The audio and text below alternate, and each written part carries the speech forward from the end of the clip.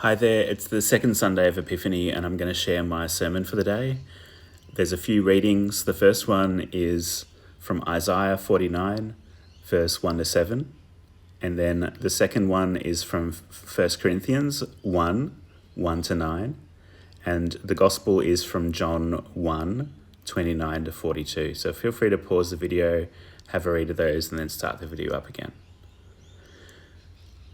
What we read in Isaiah is from the period when Jewish people were living in exile in Babylon because they'd been defeated by their enemies. The leaders had been taken away to serve their enemies, basically. And when Isaiah's writing this or speaking this, he's feeling discouraged because his people are not in charge of their situation. They're exiles in the land of their enemies. They have to serve their enemies. And so he says, I've labored in vain. I've worked for nothing. We might look at the world and be discouraged. We might look at our society and think, what's going on? What has happened to the world that we knew? What have we done to the society that we built? Was all of that work for nothing? Have our lives counted for nothing? When Isaiah is feeling that way, Isaiah says, God formed me in the womb. God has known me before I was born. Isaiah says, God has made me to serve a purpose. God has made me to say something sharp. God has made me to hit a target. Now, there's a bit of nervousness at the moment about violence in religious texts, because it sounds violent. I don't think that's the intention. It's like when somebody says something cuts to your heart. It changed you in a way that was hard to get to you, but it cut through. And it moved you to change. Like Isaiah says, God formed us in the womb like a mother does. God held us and shaped us and nurtured us there.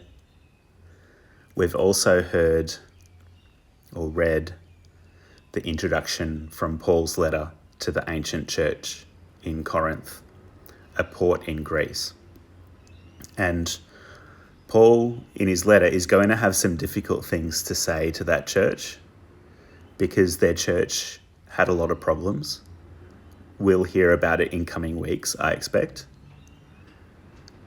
But he wants them to know he's really glad God has brought them together to be the church there, even though people might look at them and think, what a mess. God has brought them together to be the church there, and he wants them to know that God has given them the gifts they need to face the challenges that are ahead of them.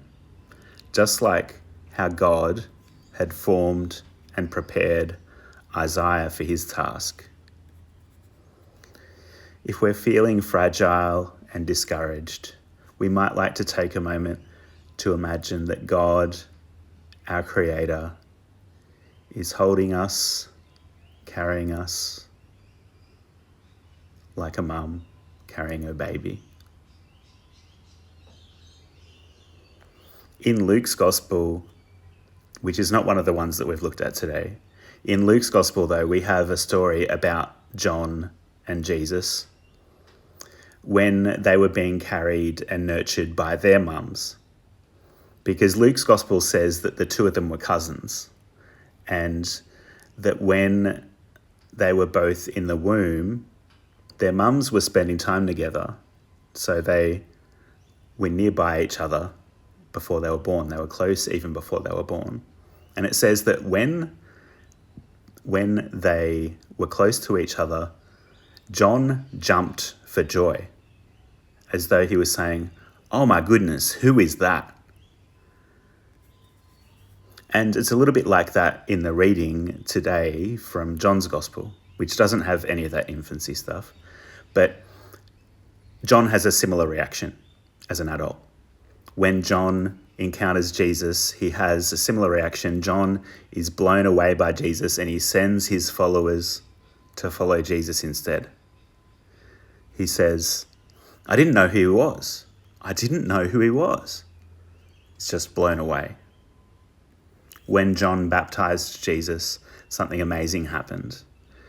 It's already amazing enough being immersed in a river because it's hard to get in, but once you're in, it feels calming and comforting. And it's terrifying being in a river, but the water holds you tight like a mum holds her baby. And you feel like you're close to drowning, but it's invigorating. And you come out of the water changed. You've faced death, so what can frighten you now? All of this is amazing, just being immersed in a river.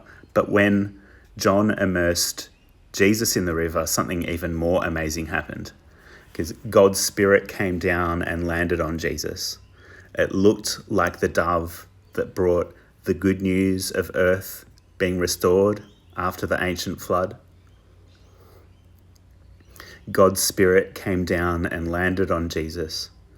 Jesus wasn't just immersed in the water, he was immersed in God's Spirit too.